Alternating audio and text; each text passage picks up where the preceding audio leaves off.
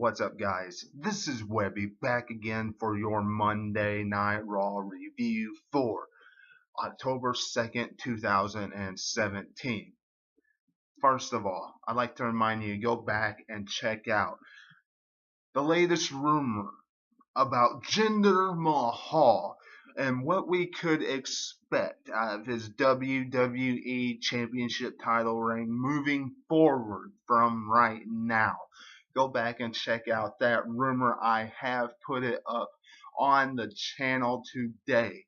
Go back and check out all my classic Survivor Series reviews. 1987 through 1994 is up on the channel right now.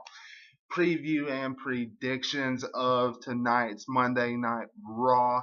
All the reviews of Monday Night Raw and SmackDown are up. Everything you've missed, go back and check out. Subscribe, hit this thumbs up if you like this video, share it around, and hit that bell so you get all notifications as they come in. Like me on Facebook at 2007 Webby. Now, Monday Night Raw. Lots of things happened tonight. Braun Strowman versus Seth Rollins. Shield being teased once again. Miz versus the Shield. That is going to happen. Now, it makes a lot more sense. It's a lot more intriguing. It makes it a little more believable now that Curtis Axel and Bo Dallas is out of the picture, and Sheamus and Cesaro has stepped in. You know, that looks a lot more believable for us to watch, and it's going to be a much better match at TLC. You know, when you really stop and think about it, Roman Reigns took out Curtis Axel and Bo Dallas by himself. So if the Shield took on the Miz and the Miztourage, that match would have been hands down just boring, and they would just wipe the floor with them. Now with Sheamus and Cesaro in the match, a little more test worthy for the Shield to overcome. Intercontinental Championship tonight, Roman Reigns took out the Miztourage, and Miz and Roman Reigns had a very good contest one-on-one until Cesaro and Sheamus interfered, cost Roman Reigns the Intercontinental Championship, and triple teamed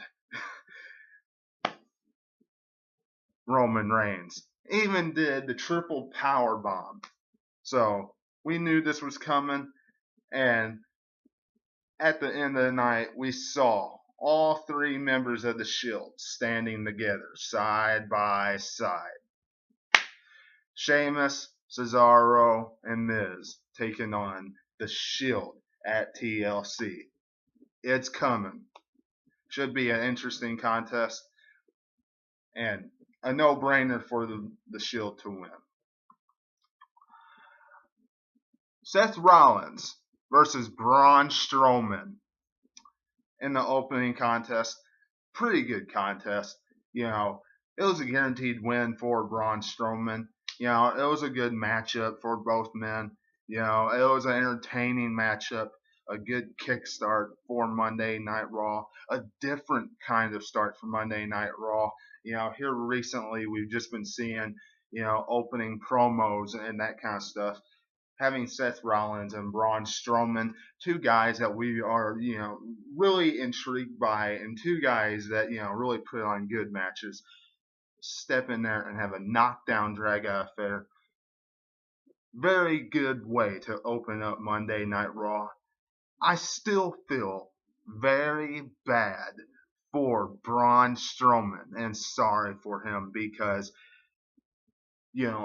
he's never going to reach those imaginary brass rings as long as Brock Lesnar holds the Universal Championship and Roman Reigns gets his hands on that Universal Championship. He's just going to continue to munch all over the rest of the competition. That's all this proves. Either way, it was a good contest tonight on Monday Night Raw. Mickie James having some backstage drama, with all the women's division. Kind of ridiculous, you want to know the truth. Just showing that she's one of the older talents. They put volume in her room, amongst other things. No one wants to see that junk at all. I mean, I get it, but whatever. Just telling us that Mickie James is an older wrestler in the women's division. Okay, whatever. Old jokes. So then she wants to get her hands on Alexa Bliss. Nia Jax steps in the way, says she's going to take her out. She's going to take out the trash, pretty much. That's what Nia Jax was going to do to Mickie James. And they have a pretty good contest tonight. Mickie James and Nia Jax. One thing I really do like about that particular contest was the fact that they let Mickie James look strong. They didn't let Nia Jax just go in there and manhandle her, woman-handle her, like she is just a punching bag. Because usually Nia Jax just goes in there and just destroys people. Didn't happen. They're actually building Mickie James up for this matchup at TLC. And Nia Jax ends up getting this huge DDT. She gets DDT'd right face first right on the canvas. And then Alexa Bliss interferes. And then one huge mick kick on the outside to Alexa Bliss. Mickie James looking impressive tonight on Monday Night Raw. Enzo. WWE must really dislike Enzo. The only reason why he has a Cruiserweight Championship must be because he makes them a bunch of money. Because this guy sucks. Everything about Enzo sucks. With the exception of some of his promos. I'm a certified G. And that one walk that he does. Other than that, Enzo's boring. Enzo sucks. Enzo is not Cruiserweight Championship material. And thank you, Kurt Angle, for shutting him up tonight. Thank you. Because nobody wanted to listen to his trap. He just kept on going on and on and on and on and on. Turn him heel. Turn him heel. People are booing. He's not over as much anymore, WWE. Enzo is wasting away. I want you to picture this about Enzo. Forget about the whole segment tonight. Forget about the whole segment. Forget about them coming down and wanting to beat Enzo up and them not getting a shot at the championship, the entire Cruiserweight division. Forget about all that. Even forget about Kalisto, because honestly, that doesn't do anything for me. Kalisto moving to the Cruiserweight division. Congratulations. That's probably the best thing for him because he wasn't doing anything in the main roster. The main roster part. So, him being in the Cruiserweight division is probably the best thing. Congratulations, Kalisto. Go make something of yourself down there. Now, as far as Enzo being the Cruiserweight champ, he is the Jinder Mahal of the Raw roster. The worst champion on Monday Night Raw is Enzo. Just like the worst champion on SmackDown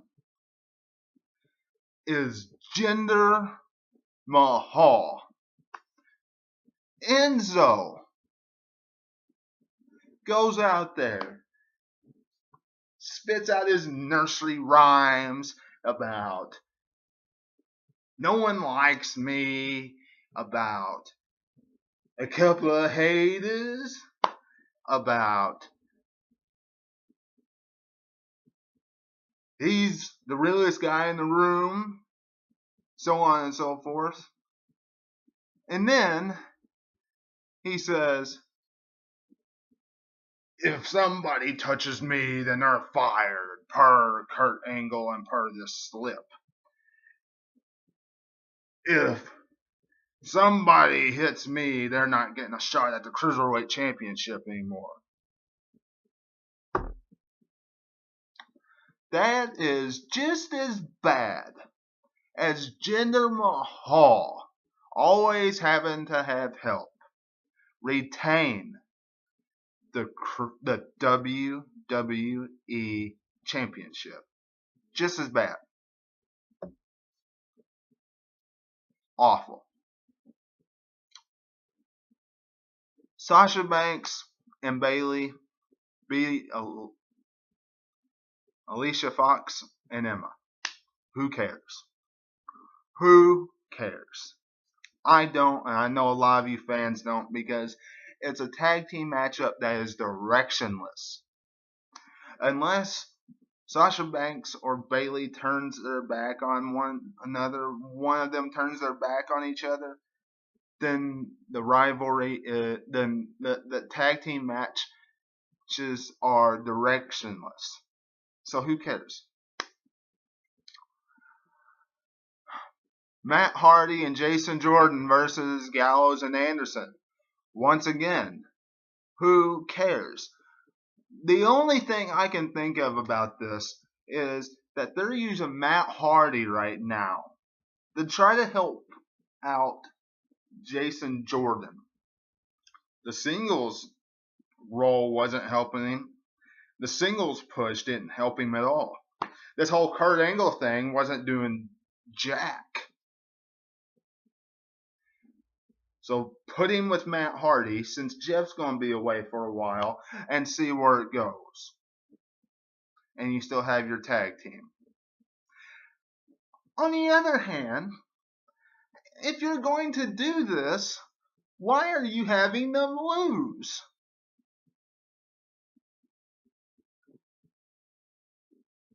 You don't make any sense, WWE. None. Absolutely none. But at least Gallows and Anderson got a victory. First time in forever. Whatever. Elias beats Titus Worldwide. Titus O'Neil. Okay. Yawn. Elias, please get a rivalry. Vince McMahon, give him something to do besides beat jobbers. Titus O'Neil is a manager now. Keep him as a manager. Okay? Keep him as that. And Finn Balor and Bray Wyatt continue. The only thing I'm going to say about this is Why? This doesn't need to continue the TLC. None whatsoever. The only thing I can think of, the reason why is because Samoa Joe is still out hurt. And there's nothing else for those two to do. Finn Balor's won 2 out of 3 times that they faced each other. Why are they facing each other? Who knows? Bray Wyatt's already beat the man. He beat the man the Monday before SummerSlam. Why are you continuing? We don't know. Maybe we'll see Sister Abigail. Because she really wants to meet Finn Balor. Who knows? And that was Monday Night Raw tonight. It was an okay show. One prop I'm going to give WWE. One huge prop. And that is how they opened Raw.